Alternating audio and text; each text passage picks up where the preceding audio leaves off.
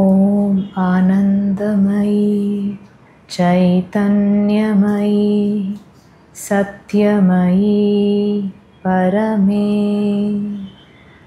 Anandamayi चैतन्यमयी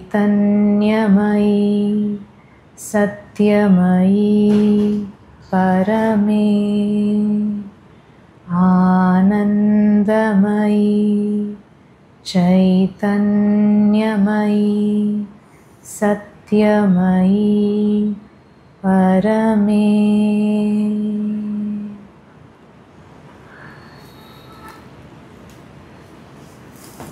Today we dwell into the poem Invitation.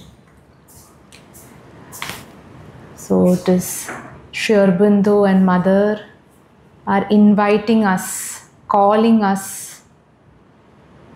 opening the doors to this new world, new light, showing us that sunlit path, helping us to do that ascent with their help. I'll read the poem once. Invitation. With wind and the weather beating round me, up to the hill and the moorland I go. Who will come with me? Who will climb with me? Wade through the brook and tramp through the snow? Not in the petty circle of cities, cramped by your doors and your walls I dwell. Over me, God is blue in the welkin. Against me, the wind and the storm rebel. I sport with solitude here in my regions. Of misadventure have made me a friend. Who would live largely? Who would live freely? Here to the windswept uplands ascend. I am the Lord of tempest and mountain. I am the spirit of freedom and pride. Stark must he be, and a kinsman to danger. Who shares my kingdom and walks at my side?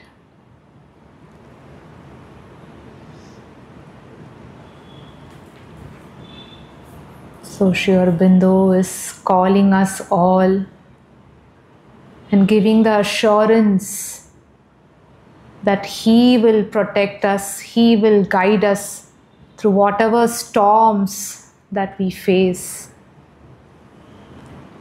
We'll take 4 lines at a time and see how we can go deeper. With wind and the weather beating round me, up to the hill and the moorland I go. Who will climb with me? Who will come with me? Who will climb with me?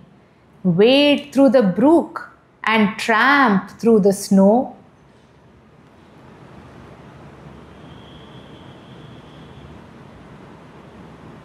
From this we get an idea that yoga is not a very rosy path. We have to fight that nature, the external nature, that ego in us.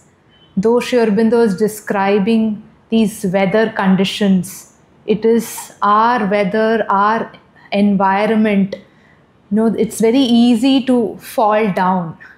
Right? When you climb down the steps, it's very easy. So that's how the lower nature, the pull of the lower nature is like that. It's easy to just fall, but we have to rise above and see His guiding hand which is there lifting us up.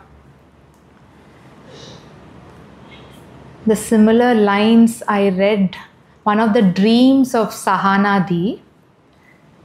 So she's describing that dream which is pretty scary. She goes through terrible conditions. And it's very beautiful in the end. So I'll just read it out. A few of us were walking along a seashore The sea was not at all like the one normally known. The very sight of it was fearful and terrible. Its water was jet black and crammed with frightful sea creatures, each one of them most hideous and all pullating in the dark water. The body felt terribly uneasy. Most of these beings were like huge snakes, long, thick, and black. There were no waves. As far as one could see, it was a dreadful, vast, and dark expanse of water stretched, as it were, like a gigantic snake, giving a sense of terror. Far away could be seen a very exquisite island where the mother and Sri Aurobindo lived. I had to go there, but no way could be found. One could not even think of swimming across. The sea was so packed with those strange animals. In trying to swim, one would have to brush against them. But strangely enough, when my companions had gone forward, I plunged into that sea and began to swim along with those pullating beasts. Pushing them aside with both hands, I made my way through them more than through the water. But my gaze was fixed towards the island where the mother and Sri Aurobindo were. I felt I must reach there. Nothing else mattered. My gaze was fixed towards the island where the mother and Sri Aurobindo were. I felt I must reach there. Nothing else mattered. As I neared the island, my feet touched the bottom with a great joy. I walked to the shore. Suddenly, I saw Sri Aurobindo with his two hands outstretched and lifting me up. He said, "You have crossed. You have crossed." I was so happy to hear it that even after waking up from the dream, I said again and again to myself, when Sri Aurobindo has uttered these words, cross I must. I understood from this dream what Sri Aurobindo meant by the word plunge. Looking no other way, thinking of nothing else, if one could take the plunge for the divine alone, the divine himself would come and land us on the shore. Otherwise, one could go on cogitating and no way would be found and the plunge remain untaken. Once the plunge is taken, considerations of duty or danger I have no place. Considerations of duty or danger have no place. This was revealed in the dream. Daunted by nothing, with eyes fixed upon the island, I advanced and Sri Aurobindo delivered me.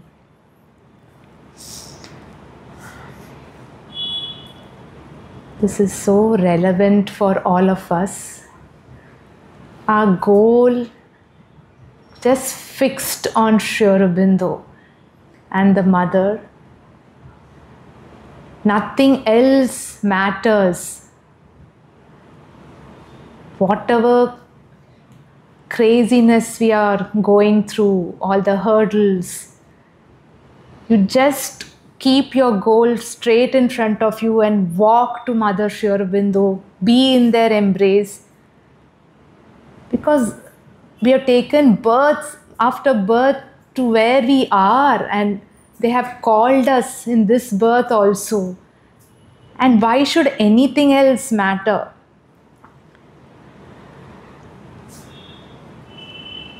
So here he's saying in the poem, wind and weather beating around me, up the hill and moorland I go. Who will come with me? Who will climb with me? Wade to the brook and tramp through the snow. And he is there. What should we worry about? Mother says in one of her visions, she saw the supramental ship and she saw whoever was prepared being carried in that ship. And she said, I saw myself as the captain of that ship. So we are all in Mother's ship. She is our captain and there's nothing to fear. Like she knows the way.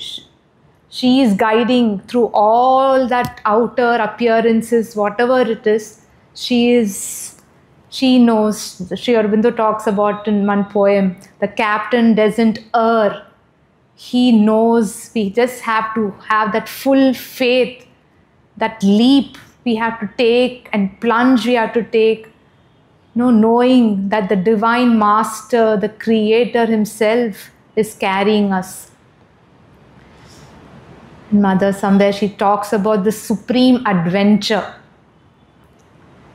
She says you have to have that courage, that taste for this supreme adventure. And this taste for supreme adventure is aspiration. An aspiration which takes hold of you completely and flings you without calculation and without reserve and without a possibility of withdrawal into the great adventure of the divine discovery, the great adventure of the divine meeting, the yet greater adventure of the divine realization. Throw yourself into the adventure without looking back and without asking for a single minute what's going to happen. For if you ask what is going to happen, you never start. You always remain stuck there, rooted to the spot, afraid to lose something, to lose your balance. We are now witnessing the birth of a new world. It is very young, very weak, not in its essence but in its outer manifestation, yet not recognized, not even felt, denied by the majority. But it is here. It is here, making an effort to grow, absolutely sure of the result. But the road to it is completely new road, which has never been traced out. Nobody has gone there. Nobody has done it. It is a beginning, a universal beginning. So it is an absolutely unexpected and unpredictable adventure. There are people who love adventure. It is these I call. I tell them this. I invite you to the great adventure.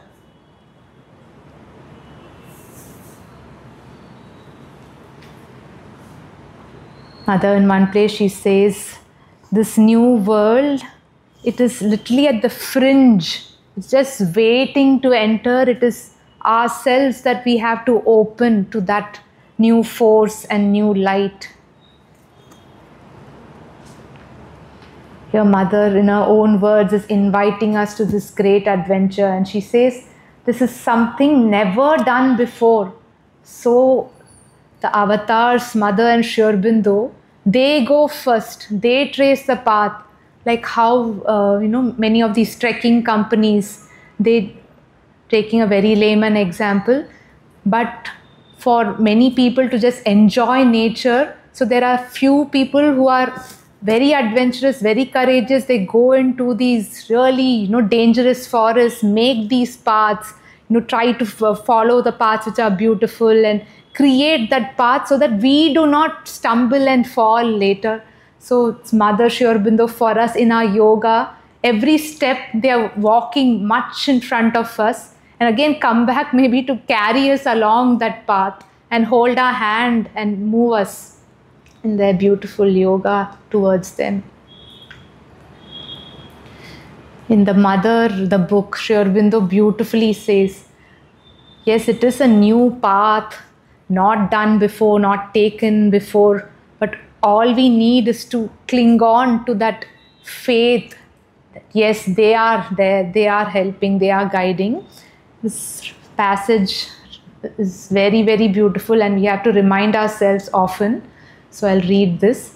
The more complete your faith, sincerity and surrender, the more will grace and protection be with you. And when the grace and protection of the Divine Mother are with you, what is there that can touch you or whom need you fear? A little of it even will carry you through all difficulties, obstacles and dangers. A little of it will carry you through all difficulties, obstacles and dangers. Surrounded by its full presence, you go securely on your way because it is hers, careless of all menace, unaffected by any hostility, however powerful. whether from this world or from worlds invisible. Its touch can turn difficulties into opportunities, failures into success. Its touch can turn difficulties into opportunities, failure into success, and weakness into unfaltering strength. For the grace of the Divine Mother is the sanction of the Supreme, and now or tomorrow its effect is sure, a thing decreed, inevitable, and irresistible.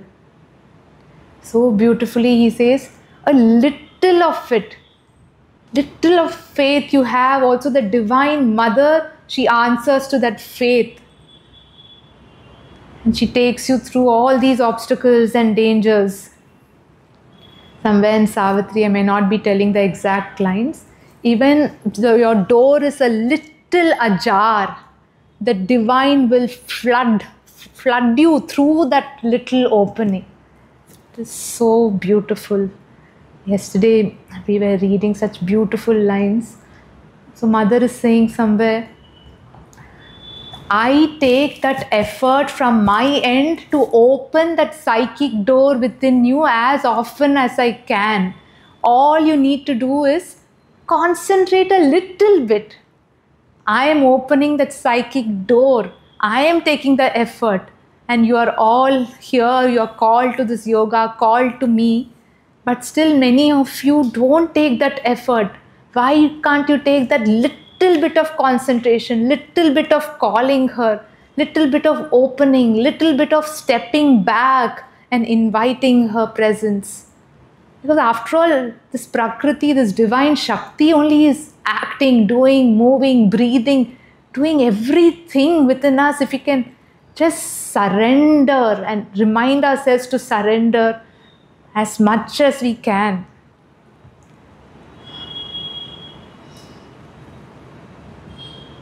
She says the animals know it better, the surrender. I think I've told this sometime. There used to be this cat which just had her kittens. She was very, very protective about them. And for days together, she wouldn't leave their side. Basically, she wouldn't answer her nature's call or anything like that. And one day, she realized she had to do this. One by one, she kept her kitten at Mother's feet. That's when she moved. So the Divine Mother is so accessible, come down for us, so easy for us to call and just hand over everything. She's made the yoga so beautiful, so simple. That's why they call the yoga the sunlit path of that psychic, of that joy, of that connection with her all the time. Come back to the next 4 lines. Not in the petty circle of cities, crammed by your doors and your walls, I dwell. Over me, God is blue in the welkin. Against me, the wind and the storm rebel.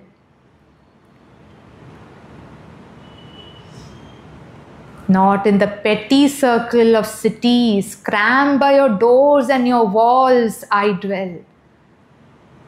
So Sri Aurobindo is inviting us. He's saying, expand, widen, don't be in that 4 walls that you have created of your desires, likes, attachments, everything. Get out of it, and the universe is your wall. The universe is your boundary. Just expand. Over me, God is blue in the welkin. Against me, the wind and the storm rebel. And also, if you take a very literal sense, when we are trapped in the city, the hustle, bustle, all we know, get from point A to point B, and we run after desires. Okay, this desire after this, it goes on and on. But also when we get that vastness, that sense of nature, that's why there's a tendency to expand and the call of this nature to enjoy its beauty. So when we go out, away from the city to the countryside and all, we actually feel that we are breathing. We are breathing in that wider space. We are breathing in the divine air. But cities are constructed in that sense of making your desires grow more and more and more.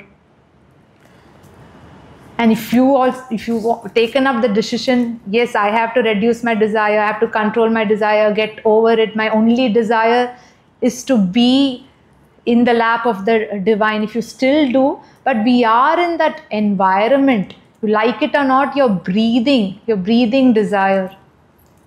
So Sri Aurobindo is inviting us, get out of these doors, these walls that you have created around you. Just breathe into my vaster, wider consciousness. Seek the divine for the divine alone. And don't go after these petty things which are giving you just the temporary satisfaction. Like we were mentioning before, the pull of nature, pull of the lower Prakriti is so strong and we easily get carried down. But we have to rebel against that and reach out to that divine hand. In Savitri, he says, an outstretched hand comes for us. The next few lines. I sport with solitude here in my regions. Of misadventure I have made me a friend. Who would live largely? Who would live freely? Here to the wind-swept uplands ascend. I sport with solitude here in my regions. Of misadventure have made me a friend. Who would live largely? Who would live freely? He's asking us, you want to live largely? You want to live freely? Come with me, I'll take you to those heights. I sport with solitude here in my regions. Because the general humanity is generally stuck there at the lower nature. So where the gods dwell, there's actually more quietness, more solitude. Like we can take the image of the Mansarovar, the Kailash. Shiva dwells there in that absolute bliss, in the heights of consciousness. See, there's one incident I'd like to say. So, one of the sadhaks, he was in communication with some other guru.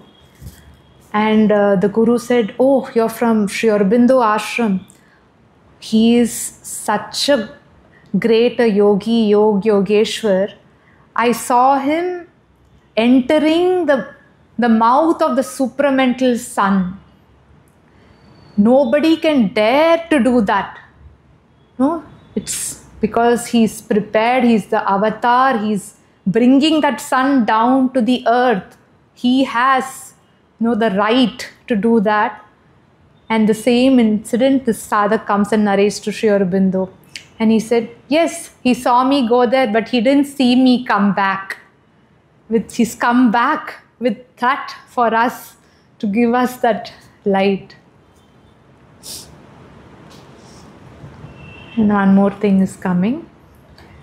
So previously we read, the mother will protect us from all the dangers, from this world, from the other worlds. So the earth has Sri Aurobindo's protection. So there's a sadhak Medananda, and he used to have this tendency to go out of his body. He used to explore it a lot and be adventurous, and he would go to many fields, many worlds. And one day he was actually lost. He wanted to come back into the body, but he was not able to come back. But there he finds some different beings, and he's trying to communicate the language what he's used to. It's not there, right? But all he could say was earth, earth, and he happened to say Sri Aurobindo, Sri Aurobindo, earth. Then those people said, "Oh, Sri Aurobindo's earth, we will tell you how to go back to where you came," and they guide him back. So that is the Sri Aurobindo we are talking about. He is there up high. Sri Aurobindo's earth, the earth is recognized as Sri Aurobindo's earth. It is his region. When that would be a tiny speck in him.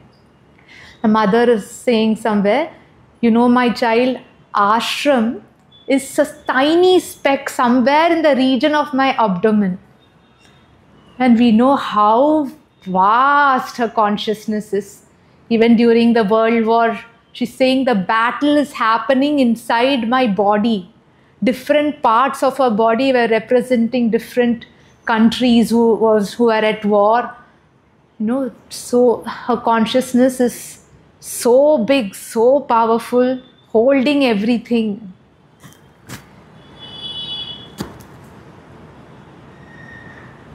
And for us, we have to seek for that height, which is lonely maybe, yes. But there we are in communion with Mother and Sri Aurobindo. Even when we need to be in crowds, but you are always connected. There's a single thread of consciousness which is always connecting to them. Even in crowds, you feel that solitude, that intimate meeting with Mother and Sri Aurobindo. So he's asking us, who will live largely? Who will live freely? So he's making us see every aspect of our lives as the divine. Open your heart, your mind, your body to the divine. From moment to moment, live largely. And even you have to make that misadventure your friend. Don't sink. Don't feel disheartened. Don't feel depressed. If there's something which is not going your way, even that is actually the divine's way. He is working on some part of your nature which is getting purified. But when the purification is happening, we don't want to deal with the filth. The filth is coming out. We don't want to see that filth. But the divine hand is working and cleaning. We find that as misadventure, but we have to make that as our friend. Open to that misadventure. We are reading a book of Champaklal ji, few of us. So there Mother says, Champaklal, I'll give you one mantra. Smile. Smile at everything. Smile during hardships. Smile during difficulties. Keep smiling. Let that sun of that divine laughter be with you. So even in that, terrible moments, just that smile. If Sri Aurobindo says somewhere, even an enemy, he saw the face of Krishna smile. That's how Sri Krishna could orchestrate the Kurukshetra war. Through that mischief, through that laughter. And in all this, he's establishing that dharma also. And we all know Sri Krishna's birth, how it was. The stormy night. And this little baby Krishna is born, and Vasudeva, he takes him crossing that Yamuna river. It just seems, very dangerous. And the Yamuna river is in spate. It all seems very scary how this little baby is going to cross, and how that, this human, this mortal is going to carry the divine. Rather, the divine is actually carrying him. So actually somewhere in some scriptures said that Yamuna is full of joy. She's trying hard to touch the Lord's feet. So it's so beautiful. Like for us it seems, oh, terrible, dangerous. I might sink, I might drown, I might lose my individuality, my existence. No, if you can just see that misadventure, that storm, that tempest, everything as a play, and everything is reaching the Lord's feet. And mother, in one place, she tells Monada, my child, everything is aspiring. She tells him in the context of Monada is asking, I want to go to picnic to this place. Mother said, we have our ashram lake. Why do you go there? We've gone several times, mother. I'm bored of it. I want to go to this new place. Then she said, okay, my child, it's all good to go, but if you can just be little more conscious, little more opening yourself to me instead of running about everywhere. And in that context, she says, you know what? Everything is aspiring. Why don't you also aspire? Like how the whole nature is aspiring.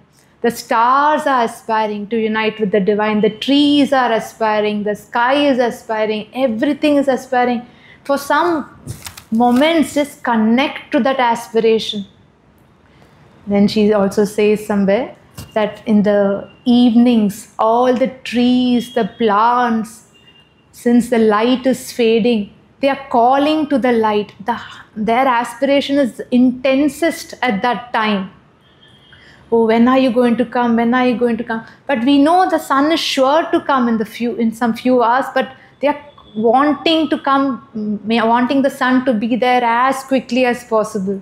So it's like connect to that aspiration every time. And we will come back to the poem, the last few lines. I am the Lord of tempest and mountain. I am the spirit of freedom and pride. Stark must he be and a kinsman to danger, who shares my kingdom and walks at my side. Stark must he be and a kinsman to danger, who shares my kingdom and walks at my side. So these lines are similar to the previous lines. Make misadventure your friend. I am the Lord of the tempest and mountain. I am the Lord. I am the master of this tempest, this wildness, this mountain. I am the spirit of freedom and pride. Stark must he be and kinsman to danger. Who shares my kingdom walks at my side. Who shares my kingdom and walks at my side. In Sri Aurobindo's life, we know how many problems that he had to go through. Once a sadhak asked, oh, your life was very simple. You lived in England and you had a well-paying job in Baroda. Then you went to politics and now you're in Pondicherry. It seems like all so chalked out so beautifully. It's so simple. And he says, you don't know how much of suffering, even that in a way the human suffering he was going through. He talks about his England days when he barely had anything to eat. If they could manage like one piece of bread and little salmon, that would be a great thing for him and his brothers. And he was saying, and as a child he said, when he was leaving Darjeeling to England, suddenly he felt the world's darkness had come into him. Just imagine, it's like Shiva staining his throat. Like Sri Aurobindo taking the darkness like when he was so young, 7 or 8 years old, which he had that very concrete experience also. Then when he was 11, 12, he felt that he is somebody who has to revolutionize. He has to bring a lot of changes. He will be in the forefront of things. And we also know how much he suffered in Alipur jail. But for him, our human expression, suffering and all, is nothing. Even that suffering, he turned it to bliss and ananda. Even that suffering, he was in that freedom of his spirit. And if you all read the tales of prison life, very jokingly, very humorously, he describes, so lightly he describes. He says there used to be just this one lota or something which has multiple purpose. It's like the Brahman in its multiplicity or something like that. He used to use it for drinking water. He used to use the same thing for cleaning himself. And some few other uses he explains. And he says it all so jokingly. And in the beginning he would say, he was fearful in a way that he would lose his mental capacity in that solitary confinement. For a few seconds, if the power goes out, we are like wondering where to do, what to do. But imagine a solitary confinement, dark nights. But then, like, he saw the light of Krishna handing him the Gita. It's not the literal handing him the Gita, but the truth of the Gita, how to live according to the way of the divine, according to the will of the divine, that came into him. And after all, he says, Krishna is my double. At later point, he says, the work of Krishna, which, which he has left undone, I am the one doing it. So somewhere some sadhak, Nagin Doshi was a very young sadhak. He used to ask Sri Aurobindo many questions, very, very curious young boy. So he said, so it seems that you are an avatar. And he said, go with your faith. Go with your faith, that he doesn't say in so many words. Go with your faith, it may not mislead you. So he's so humble, so gentlemanly, how many hardships he had to go through. And in Pondicherry, we feel, okay, he's sitting in one room, handed everything over to the mother. But he is, like in one poem, he says, God plays marbles. So he's sitting there and he's turning the destinies of nations, of people, of the world. And how much to do that, what all he's going through. And in that poem, The God's Labor, it's an autobiographical poem. All of us must read that poem. Maybe one day we'll collectively read. He's saying he goes into the deepest of the inconscience. And all the dirt, filth, every possible thing which, is thrown in there. He goes there and he cleans it, and all that he's taken upon himself. And even in this picture, we don't have many pictures of Sri Aurobindo, right?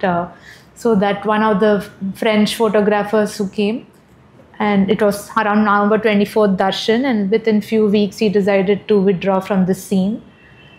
So mother tells, this is in this picture you see how much of sorrow of the world that he is taking. This is not him. And we also know many sadhaks, their first darshan of Sri Aurobindo, how they describe. And if they lock their eyes with Sri Aurobindo, they can see the infinity, eternity, this huge Himalayan mountain full of majesty sitting in front of them. It's like the king of kings, Yogeshwar, is controlling everything.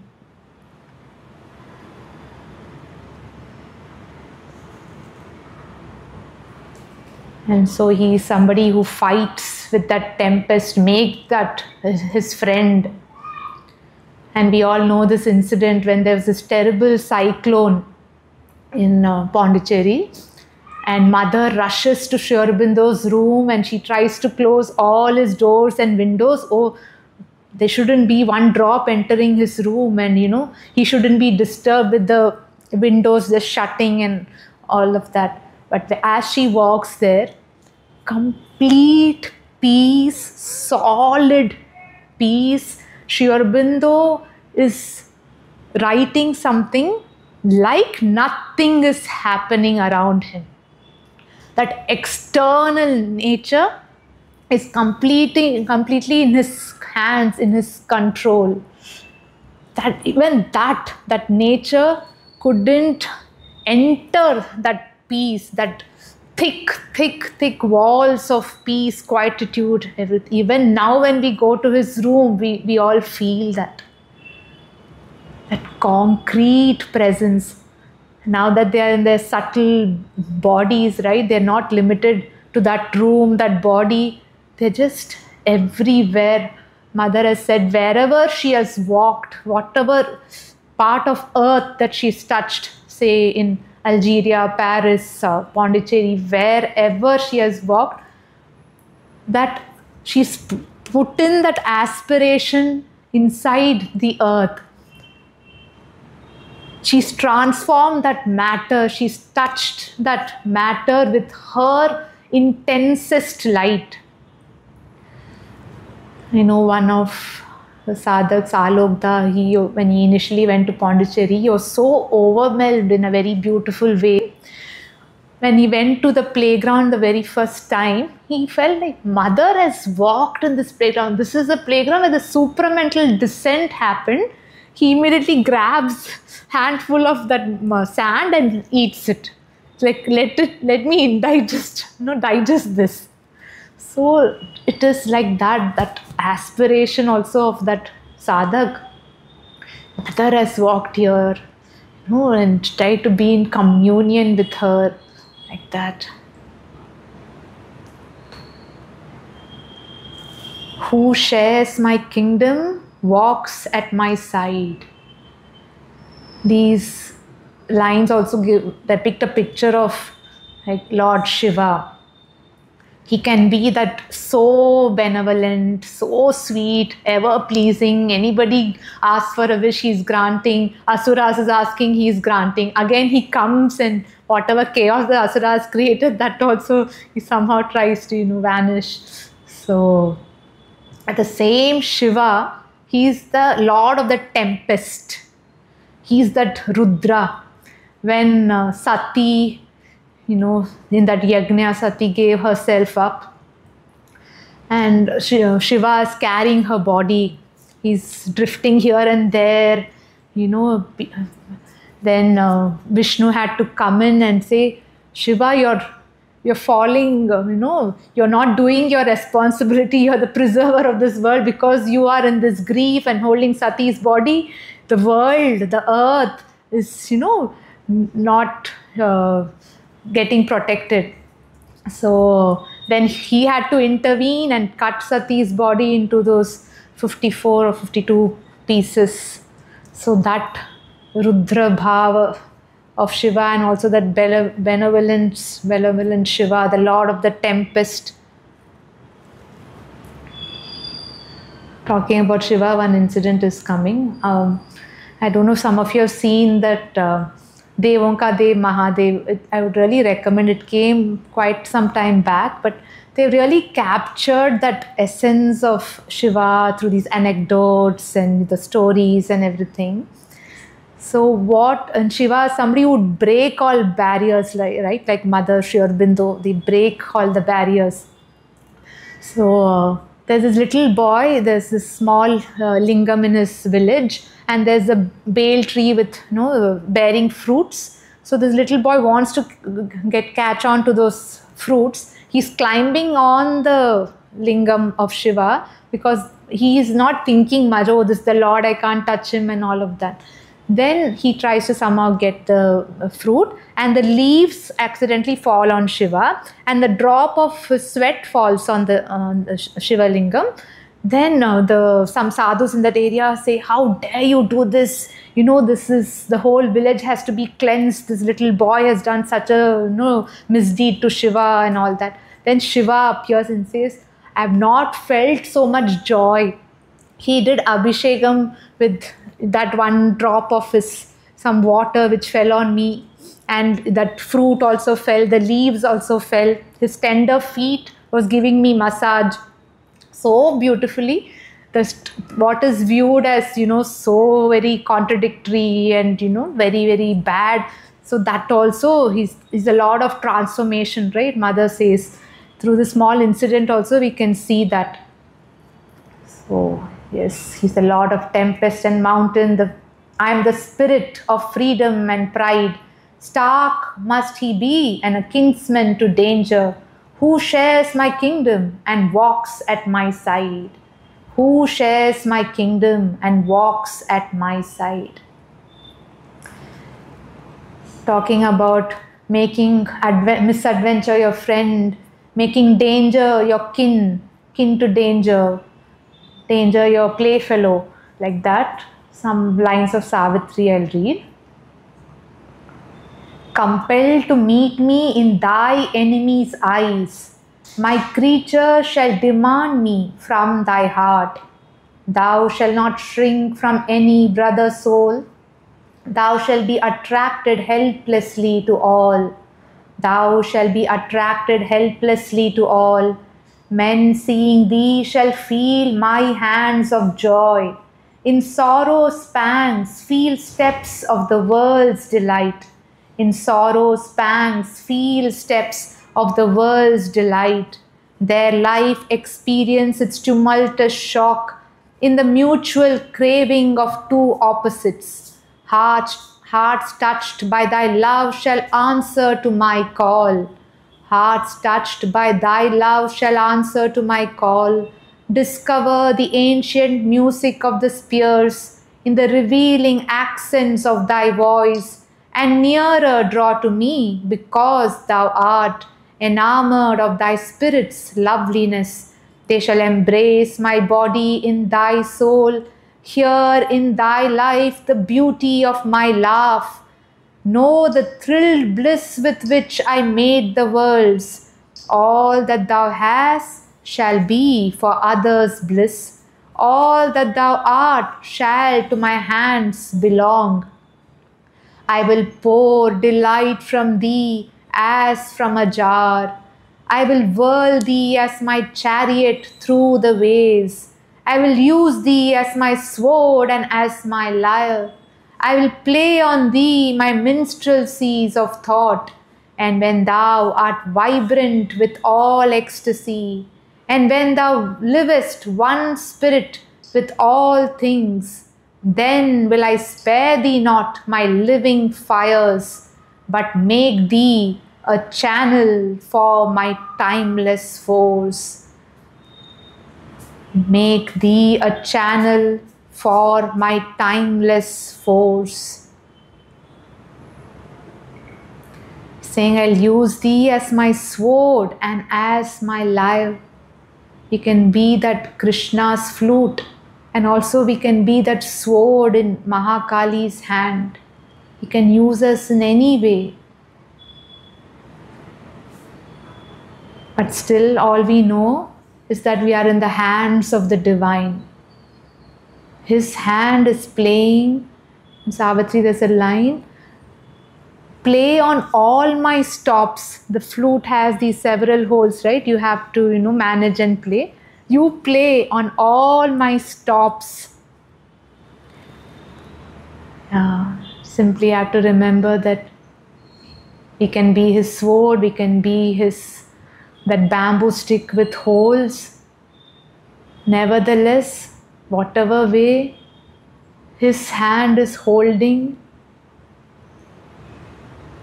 the flute is holding close in that delight, in that love.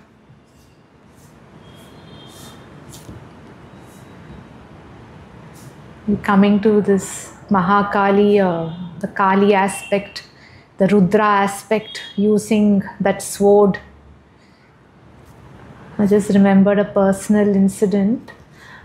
This Durga Puja, I went to one of these pandals. In the beginning, it just felt, there's like too many people gathered, everybody taking selfies. Is somebody even thinking for the moment what that symbol is? She comes down year after year, destroys that asura, destroys those wild beings, those lower enemies inside all of us. But we are just interested in the selfies and the food and the pop songs or whatever goes there. And then actually when these thoughts are going, the dole started. That's a very, very fast beat and loud, and I was just closing my eyes, and this dole was what is playing continuously, very fast and rhythmic.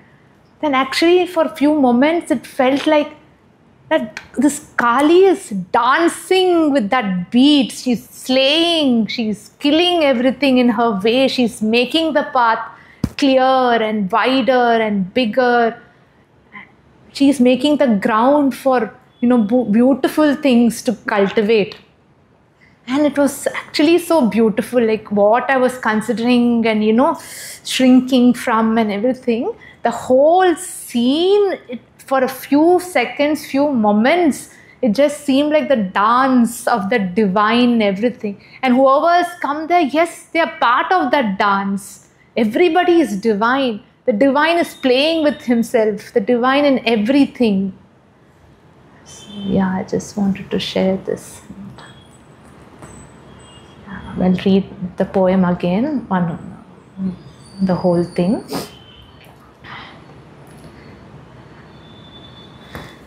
With wind and the weather beating round me, up to the hill and the moorland I go. Who will come with me? Who will climb with me? Wade through the brook and tramp through the snow? Not in the petty circle of cities, cramped by your doors and your walls I dwell. Over me, God is blue in the welkin. Against me, the wind and the storm rebel. I sport with solitude here in my regions. Of misadventure have made me a friend. Who would live largely? Who would live freely? Here to the windswept uplands ascend. I am the lord of tempest and mountain. I am the spirit of freedom and pride. Stark must he be and a kinsman to danger, who shares my kingdom and walks at my side. Stark must he be and a kinsman to danger, who shares my kingdom and walks at my side.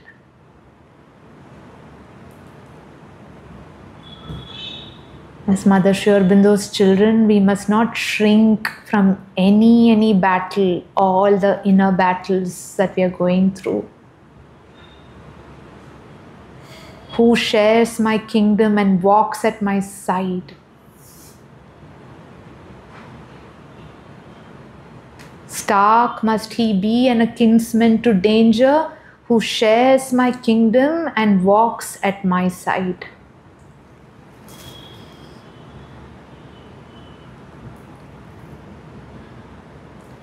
Just be in silence for a few moments.